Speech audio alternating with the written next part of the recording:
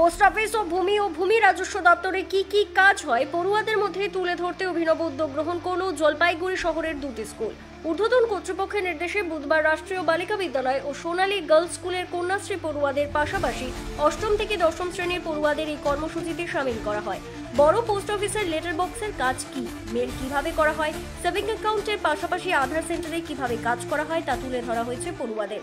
ভূমি রাজস্ব দপ্তরের কাজ কিভাবে হয়, জমি কেনার পর কি করতে হবে, এই সব কাজ হাতে কলমেই পড়ুয়াদের বোঝানো হয়েছে। এদিন দুটো স্কুলে এসে কি জন্য কি আপনারা কি বোঝালেন, কি বিষয় যদি বলেন?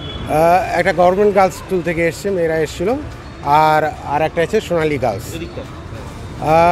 আসলে ওনাদের কাছে একটা চিঠি এসছে, যেটা হলো রিগার্ডিং হলো যে বিভিন্ন গভর্নমেন্ট যে আমাদের অফিসগুলো আছে তাদের ফাংশনটা কেমন করে হচ্ছে, সেই বাচ্চাদেরকে সেই রিগার্ডিংয়ে একটু বোঝানো কেমন কি করে কাজগুলো হচ্ছে।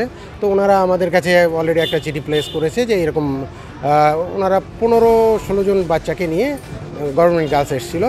তো ওনাদেরকে বিভিন্ন আমাদের যে পোস্ট অফিসের যে বিভিন্ন ফাংশানগুলো, যে কাজগুলো আমরা করি, ডে টু ডে আমরা করি, পাবলিককে সার্ভিস দিই, সেইগুলো সম্বন্ধে বাচ্চাগুলোকে আমরা দেখিয়ে দিলাম। ইভেন স্ট্যাম্প সম্বন্ধে ওদের বললাম, বিভিন্ন ফিলাটেলিক স্ট্যাম্প সেগুলো সম্বন্ধে ওদের জানালাম, সেভিংস, হ্যাঁ, এবং লেটার বক্সে কীভাবে লেটার ড্রপ করা হয়, কিভাবে আমাদের মেইলগুলো বিভিন্ন জায়গায় যায়, ডিসপ্যাচ সেকশন, মেল সেকশনে আমরা ওদেরকে দেখালাম, আমাদের যে আধার সেন্টারের সার্ভিস সেগুলো ওদেরকে দেখালাম, মোবাইল লিঙ্কিংয়ের ব্যাপারটা, সমস্ত কাজগুলোই ওদেরকে বুঝিয়ে দেওয়া হলো।